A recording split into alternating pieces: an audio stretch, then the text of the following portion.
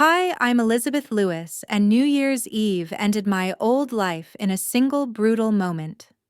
My parents opened the towering front doors of our Scarsdale mansion and tossed my only suitcase onto the frozen marble steps like discarded luggage. Behind them stood my older brother Zachary, arms crossed, smiling as if he'd been waiting for this outcome his entire life. He mocked me while filming, already preparing proof of my fall. Beside him was Victoria, my closest friend since college, the person who knew every secret and fear I'd ever shared. She said nothing. Her diamond ring caught the light as she smiled, choosing silence over loyalty. I walked away into the icy fog with no money, no car, no plan, nothing except a wool scarf wrapped tight around my neck. Fireworks cracked across the sky, celebrating a new year that clearly wasn't meant for me. I collapsed onto a snow-covered park bench, shivering so hard my teeth hurt. That was when I noticed him. An elderly man stood nearby, barefoot on the ice, his skin turning purple, silver hair whipped by the wind. He looked seconds away from disappearing forever. I didn't hesitate. I stepped forward, removed the scarf that was keeping me alive, and placed it around his shoulders. He held my hands, looked straight into my eyes, and whispered words that felt heavier than the cold. 30 minutes later, the street filled with quiet power as 15 black Audis arrived and sealed off the block. The same man stepped out of the center car, transformed, wrapped in a tailored camel coat, diamonds shining at his wrist. He walked toward me calmly, as if this had always been planned, and smiled. Then he said one sentence that changed everything. Nothing in my life was ever same. If you've ever been turned away by your own family on a holiday that should have been the warmest of all, share how that moment changed. You leave your city in the comments. You are not alone. That afternoon, the bad news started with an email that landed at 10 a.m. while I was still at my desk in the White Plains office. Another restructuring wave had hit. The tech firm I'd given 6 years to my entire marketing team was gone, effective immediately. I stared at the screen for a full minute, the words blurring, then quietly packed my desk plant into the passenger seat of my 12-year-old Honda Civic and pointed the car toward Scarsdale. 32 minutes if traffic was kind. It wasn't. I'd already called Mom from the parking garage. Just need to crash for a couple weeks while I figure things out. I told, her voice steady despite the knot in my stomach. She sounded distant, like she was multitasking. "Dinner's at 7, she said, and hung up.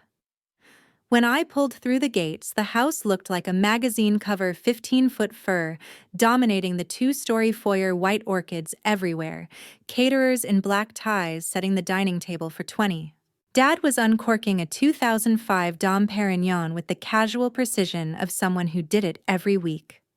Mom was fastening a new South Sea pearl choker that definitely hadn't been there last month. And there was Zachary, my 35-year-old brother, twirling in a perfectly tailored suit, flashing a 6-carat radiant-cut diamond on Victoria's left hand, like he'd been waiting his whole life for this exact moment. Victoria, my best friend since college. The one who'd stayed up with me through every breakup, every career setback, whispering that we'd always have each other's backs, stood with his arm around her waist, smiling softly as if this were the most natural thing in the world. I dropped my keys in the bowl by the door and forced a smile. "Hey everyone, rough day at work." That was all I got out. Zachary spun around, eyes wide with mock concern. "Oh my God, again!" He gasped loud enough for the caterers to hear. "Third job in 4 years, right?" He turned to Mom. "Remember when she got fired from that startup for not being a team player?" Mom's lips tightened into a thin line. Dad didn't even look up from his champagne. My face burned. "It was a reduction in force. They cut the entire team." Zachary waved the ring in my direction. "Victoria just closed her series, a $28 million pre-money. Investors love her." Victoria gave me that same half-smile she'd used 2 years ago when she started drifting, saying it was timing. Dad finally set his glass down. "Elizabeth, we need to talk." He didn't motion for me to sit. He never did when the news was bad. Last month he'd amended the family trust. All of it, 38 million in principal, now irrevocably in Zachary's name only. Signed, notarized, filed with the estate attorney in Manhattan. He said I was 32 and capable. It was time I stood on my own. Mom added, "We can't keep funding a lifestyle that doesn't produce results." As if my salary had ever paid for their orchids or Zachary's custom suits. I stood there, mouth open, trying to process that my own parents had legally erased me from their future while I was still standing in their foyer. Zachary pulled out his phone, already recording. "This is gold?" He laughed. "Little sis comes home broke on New Year's Eve. Say something for my followers." I looked at Dad. "You're serious?" He met my eyes for the first time that night. Cold final. "You have 20 minutes to pack what you need. Security will let you back tomorrow if you make an appointment." Mom busied herself adjusting a gold ornament on the tree, refusing to look at me. I walked upstairs on autopilot. My childhood bedroom still had the high school photos on the wall, the swim team banners I'd never taken down. I threw jeans, 2 sweaters, laptop, and toiletries into an old weekender bag Zachary hadn't stolen yet. Everything else? Books. Yearbooks, the framed diploma would have to wait. When I came back down, Zachary was live on Instagram narrating like a wildlife documentary. "And here comes the prodigal sister with one sad suitcase. Any bets on how long before she's sleeping in that Civic?" Dad opened the front door himself. The fog had rolled in thick, swallowing the driveway. Temperature was already dropping below freezing. I stepped over the threshold. Behind me, Zachary called out, "Merry New Year, Elizabeth, don't freeze." The door closed with an expensive click, but the real cold was inside me. That evening, the fog thickened as I walked away from the mansion suitcase wheels, rattling over the flawless pavement of Scarsdale's quiet streets. The blood pounded in my ears loud enough to drown out the distant pops of lingering New Year's fireworks and the muffled laughter drifting from every illuminated window I passed. Each grand house glowed golden families toasting inside while I dragged my one bag through the biting cold fingers numbing around the handle. I kept replaying Dad's flat voice announcing the trust change, Mom's refusal to meet my eyes, Zachary's triumphant smirk as he filmed my humiliation. The temperature plunged lower, the air slicing like knives with every breath. I walked without direction, hoping movement would keep the panic at bay, until my legs gave out near the small public park beside the old Episcopal church. One iron bench sat beneath a flickering street lamp. I collapsed onto its, suitcase thudding beside me, and finally let everything crash over me. Tears came hot and fast, freezing on my cheeks before they could fall far. I hugged my knees tight, staring at the snow-dusted ground, memories flooding in of every childhood holiday, where Zachary, being older, always got the bigger gift, the louder praise, the unspoken crown as the family's future. I'd convinced myself that if I just achieved more, worked harder, they'd see my worth too. Tonight proved none of it had ever mattered. The sobs shook me harder than the cold, the ache in my chest raw and endless. Then I heard it, a slow, deliberate scrape of bare feet on concrete. I looked up through blurred vision and saw him, an elderly man shuffling closer, silver hair wild in the wind, shoulders hunched deep into himself. Skin so pale it caught the lamplight like frost. He stopped a few feet away, swaying against the gusts, and spoke in a voice gravelly from the chill. "Young lady, do you know if any of the shelters still have room tonight? I've been walking since late afternoon, everything's full." I wiped my face fast. "I'm sorry. I don't have anywhere either." He studied me quietly, those sharp, pale eyes cutting through his exhaustion, then eased himself onto the far end of the bench, leaving space between us. We sat without speaking while his breathing evened out. I noticed his feet, bare edges turning dangerous purple, the kind of cold that left permanent marks. Something shifted inside me. Here was someone worse off than I was tonight yet. He asked politely instead of demanding. The self-pity cracked open. Without a word, I stood unwrapped the winter scarf from my neck, the last barrier against the freeze, and draped it gently around his shoulders. He startled at first, then closed his eyes as warmth sank in thin hands pulling it close. Tears glistened in his eyes when he turned to me. "What's your name, child?" "Elizabeth." I managed voice breaking. He repeated it softly like it mattered. "Thank you, Elizabeth." Then he reached out, took both my frozen hands in his squeezed gently, and held my gaze long enough for silent understanding to pass between us. Two people stripped bare by the night, yet still choosing decency. When he finally released me, he stood steadier, offered the faintest smile, and walked away into the fog. I sank back down colder than ever, teeth chattering uncontrollably, jaw aching. Yet the hollow in my chest felt different, lighter, as if giving away my last warmth had returned, something I didn't know I'd lost.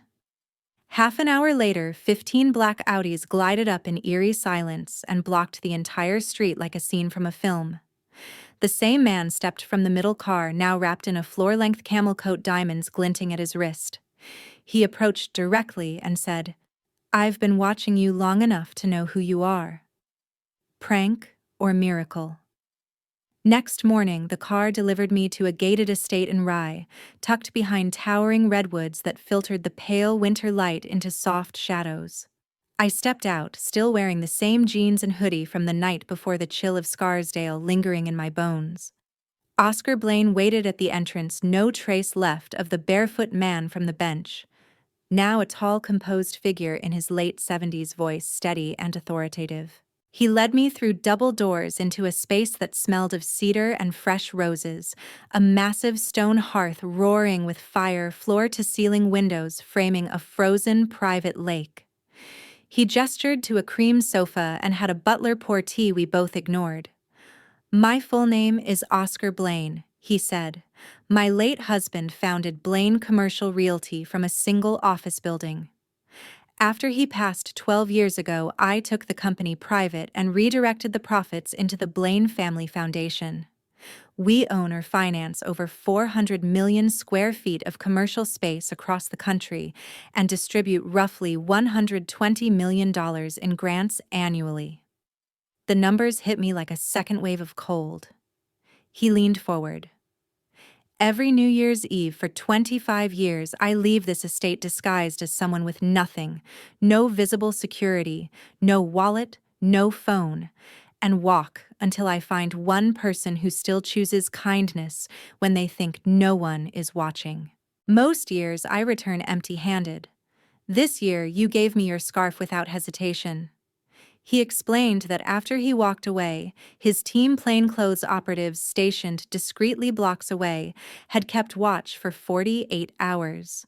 They observed me check into a budget motel with the last of my cash, eat from vending machines, submit job applications until my eyes blurred, cry alone in the shower, and never once search for the barefoot man or post about the good deed. "You're the first in 15 years, he said quietly, "who surrendered the last warmth you had without a single expectation." He had no children, no heirs. When he was gone, a board of strangers would decide the foundation's future. He refused to let that happen. He wanted someone who knew the pain of being discarded on a freezing night to shape how the foundation helped the next person left behind. "I'm offering you a room here, a salary, and a 5-year apprenticeship. If at the end you prove to be the person I see in you, the foundation will be yours to lead, not as charity, but as duty." I stared, words failing me. "Why me?" His eyes sharpened. "Because I recognize the feeling of sitting on a bench with nothing left and still choosing to give." I took his extended hand. The East Wing bedroom dwarfed anything I'd known, French doors opening to a rose garden that somehow smelled sweet even in January. James Ford, tall, silver-haired, zero tolerance for excuses, handed me a leather binder the thickness of a phone book. "Welcome to boot camp." The regimen began at 6 a.m. with laps around the lake, under a former Navy SEAL trainer who showed no mercy. By 7:30, breakfast meetings taught me to dissect New York-specific tax returns faster than most CPAs. From 9 until 6, I shadowed Oscar in board meetings scribbling notes, while billionaires argued impact metrics. Evenings stretched into nights, poring over 20 years of grant archives, until my vision blurred. James drilled me without pause: how to neutralize a rogue board member, how to politely decline a senator's favored project without jeopardizing federal matching funds, how to terminate a grantee caught embezzling while minimizing PR fallout. He forced me to overhaul the grant application system: shorter forms, accelerated decisions, mandatory on-site visits within 30 days. Oscar reviewed every revision, slashing red ink across the pages, then required me to defend each change before the full board. There were nights I nodded off at the kitchen island with spreadsheets under my cheek. Mornings I cried in the shower, convinced I'd never belong here. But whenever doubt threatened to swallow me, I remembered the bench, the scarf, and the decision that had brought me this far. But family ghosts still loomed. Months blurred into a rigorous routine at the Rye estate where every day pushed me further than I thought possible. I overhauled the grant application system, completely shortened forms from dozens of pages to a concise few, stripped away unnecessary jargon, added clear timelines and simple checklists so that small community groups could actually apply without drowning in bureaucracy. When the board resisted the changes, claiming they risked oversight, I stood in front of them and defended each revision point by point, data in hand, showing how the streamlined process had already increased submissions from underserved areas without a single case of misuse. Site visits to Yonkers turned into the most demanding and rewarding part of the work. I walked through crowded immigrant neighborhoods, sat with single mothers who had fled domestic violence, listening as they described how one stable shelter had kept their children safe and given them a chance to rebuild. Teenagers showed me after-school programs that had pulled them away from gang recruitment, their voices quiet but fierce as they explained how a safe place to study had changed everything.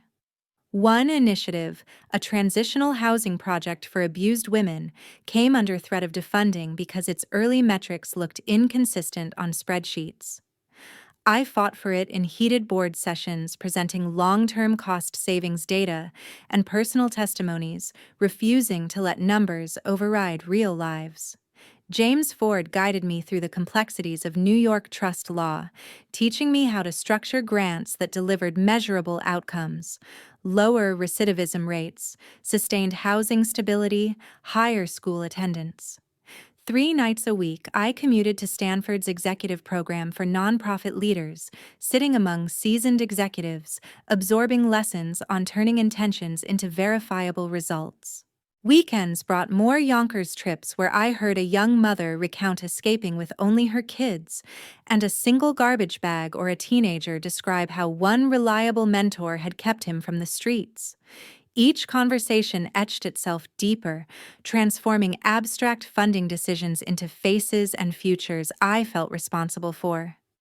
James pushed me without letting up how to identify and neutralize a rogue board member before damage spread, how to diplomatically decline a senator's high-profile pet project without endangering federal matching funds, how to terminate a grantee caught in embezzlement while limiting reputational harm. He required me to revise entire policy manuals until they were precise and defensible, then made me present them under scrutiny. There were late nights staring at data until my vision swam, early mornings, questioning whether I truly belonged in this role. But I pressed on, fueled by the memory of that Scarsdale night and the decision that had opened this door. One Thursday morning, a text from Oscar arrived: library now. I walked in expecting another marathon strategy session. Instead, he stood alone in the sunlight streaming through stained glass, holding a single folder. He slid it across the mahogany table without preamble. Inside lay an employment agreement on heavy cream stock. Title: President and Chief Executive Officer of the Blaine Family Foundation. Reporting line: direct to the board, meaning him until he chose otherwise.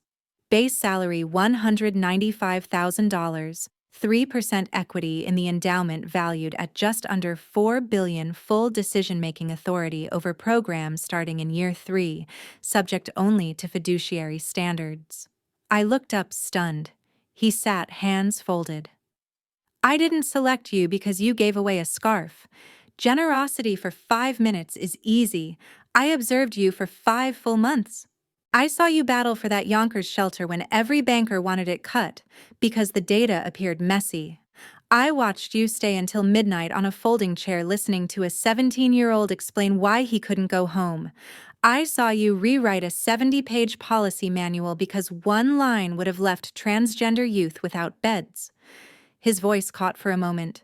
You possess the mind this work demands and the heart I lost decades ago.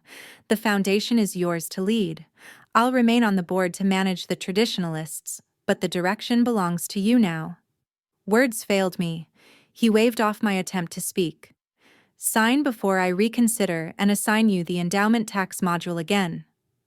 I laughed through tears and signed.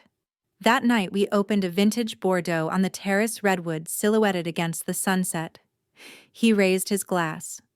To the woman who could have chosen bitterness and chose kindness instead. I clinked mine against his. And to the man who made sure one good deed didn't go unseen. We drank in silence as the light faded. Success tasted sweet, but the past wasn't done calling. October brought crisp air and the quiet rhythm of the White Plains office, where I now pored over final budgets for the Yonkers expansion. James knocked once and entered. Zachary and Victoria are downstairs. No appointment. My stomach twisted, the familiar pull from years of Zachary taking what he wanted and leaving damage behind. I instructed security to escort them up. They entered looking rehearsed, Zachary in a subdued navy suit instead of his usual designer flash hair combed neatly. Victoria in a modest sheath dress, ponytail, low makeup, minimal eyes averted. They wore the practiced smiles of people who had rehearsed apologies in front of a mirror. Zachary spoke first, voice lowered. Elizabeth, we've been terrible. I'm truly sorry for New Year's Eve, for the video, for everything. Victoria nodded quickly. We're getting married next spring. We're trying to do things the right way this time. I remained behind my desk, hands folded, letting silence stretch. Zachary exhaled. Dad's in real trouble. Investments tanked, he and Mom might lose the house. Our startup, the AI for elderly care, just needs $2 million to close the seed round. We wouldn't ask if it wasn't critical. I tilted my head. Which part is critical, the mortgage or your valuation?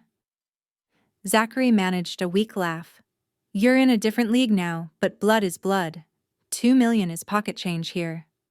I leaned back. What happened to the $38 million trust you took last December? Zachary hesitated, mask cracking.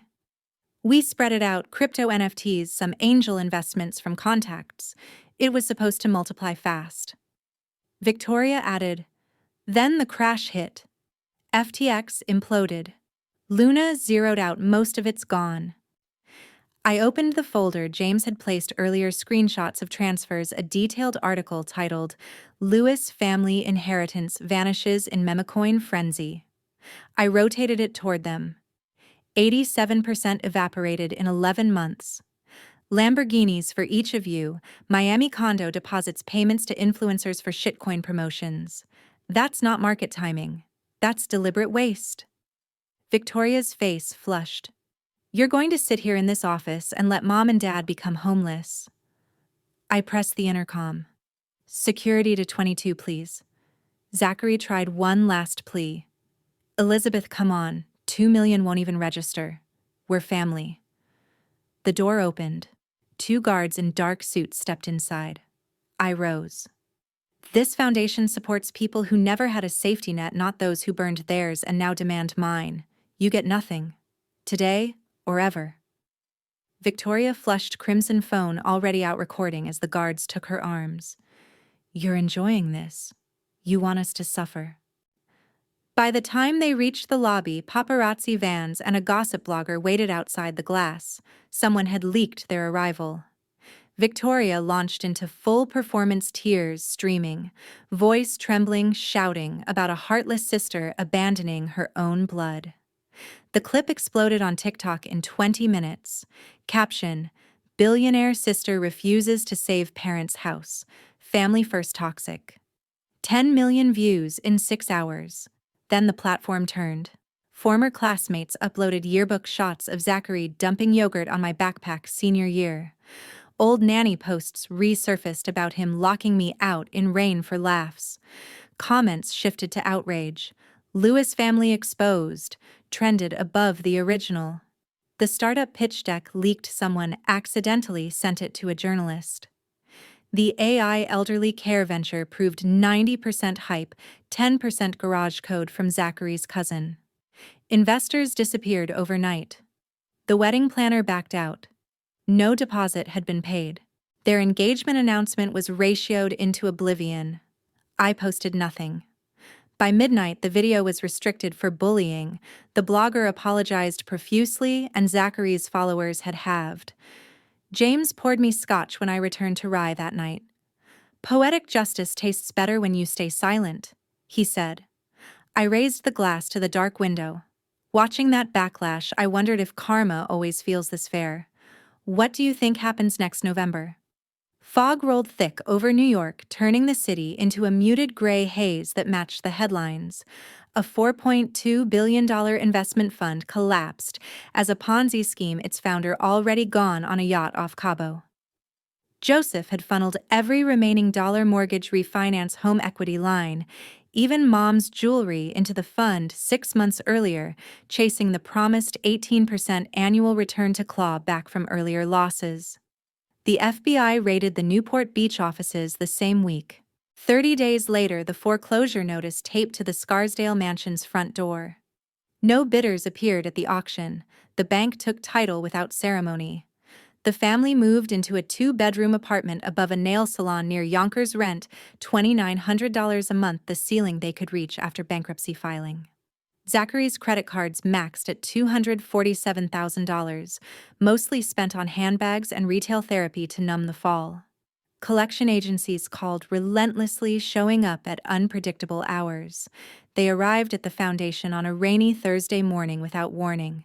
Security called up. I told them to bring the 4 of them in. Dad looked 20 years older, hair fully white, shoulders stooped, sport coat hanging loose on his frame.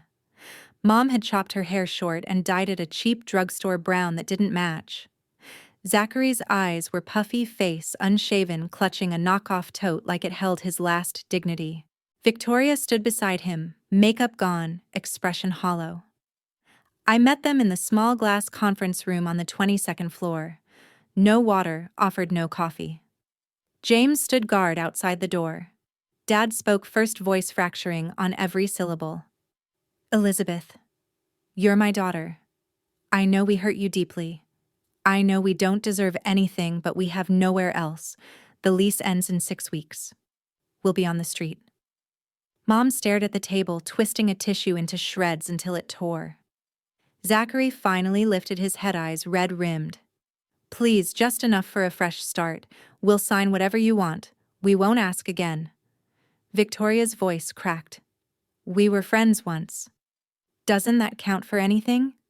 The words stung like salt in an old wound, flashback to late college nights when she held me through tears over failed relationships, promising we'd always protect each other, only to stand silent while Zachary filmed my disgrace on New Year's Eve. I opened a slim black folder and laid 3 business cards on the polished wood. The first, Marcus Chen, certified financial planner specializing in post-bankruptcy recovery. The second, an 8-week financial literacy and debt management course, free and foundation-funded, held at the Yonkers Community Center. The third, National Alliance on Mental Illness New York Crisis Hotline, plus a local therapist who accepted sliding scale fees. I slid them toward the center of the table. "This is what the Blaine Foundation offers strangers who lose everything through no fault of their own," I said evenly. It's the same support available to anyone who walks in here broke and scared. Dad's hand trembled as he reached for the cards, then froze halfway. That's all. After 32 years, that's all you have for your own father. I stood. You had choices. You chose to rewrite the trust. You chose investments that sounded too good. You chose silence when Zachary humiliated me for entertainment. Those were your decisions, not mine. Mom finally met my eyes, tears streaming. We were wrong. We're so sorry. I held her gaze for the first time in nearly 2 years. I believe you're sorry now. But sorry doesn't rebuild a life. Work does. Courage does. Taking responsibility does. Zachary broke into loud, messy sobs. You're enjoying this. You want us to suffer. I walked to the door and held it open. No. I just refuse to pay for your suffering anymore. Security escorted them out. Dad never turned around. Mom whispered, I'm sorry. One final time. As the elevator doors closed, Zachary's crying echoed until they reached the lobby. James handed me a tissue I hadn't realized I needed. They'll survive, he said quietly. People who hit bottom either stay there or climb. You gave them the only ladder we can offer. Turning them away, I thought about what I'd do differently. Has betrayal like this made you stronger or bitter? The sky over Yonkers gleamed steel gray on opening day, sharp and promising. Second home stood tall behind me, 4 stories of glass and redwood encircling a vibrant courtyard where children already darted between rosemary and kale planters. 3,000 people packed the plaza, future residents, major donors, city council members, every network camera crew, the governor poised with scissors. I waited backstage in a simple black suit, pulse thundering louder than the marching band tuning up. James gave my hand a single squeeze. Oscar, elegant in winter white, offered the smallest nod from the front row. This project was the one I had battled for: 200 permanent supportive apartments, an on-site clinic job training center, preschool rooftop farm, and an ironclad rule: no one turned away for missing paperwork. The mayor wrapped his speech. The crowd erupted when my name rang out. I stepped to the podium, microphone heavy in my grip. I scanned the sea of faces. Near the rear, half hidden by a column, stood Joseph, Cynthia, Zachary, and Victoria. Dad's old navy peacoat hung loose on his thinner frame. Mom gripped a paper coffee cup like a lifeline. Zachary and Victoria had cropped their hair short, stripped of designer armor, looking strangely diminished. I let silence hang for 3 full beats. 1 year ago tonight, I began, voice clear and even. On New Year's Eve in Scarsdale, I was thrown out of the only home I'd ever known with 1 suitcase and nowhere to go. I learned exactly what it feels like when the people who should catch you let you fall. Cameras swiveled. A murmur rippled through the crowd. I also discovered something on a freezing park bench. Real family isn't blood. Real family is the stranger who sees you when you're invisible. Real family is the hand that reaches when you have nothing left to offer. I turned and swept my arm toward the building. This is second home. 200 families will never sleep in their cars because rent spiked. Children will never do homework in back seats because lights went dark. Every person who crosses this threshold will hear what I needed that night. You are not disposable. You are not alone. You are home. Applause built slowly, then crashed like waves. People rose. Phones lit up in a sea of light. I waited, then spoke softer. Tonight we open these doors for everyone ever told they don't belong, especially those told by the ones who were supposed to love them most. I looked straight across the plaza at the 4 figures in the back. Dad's shoulders trembled.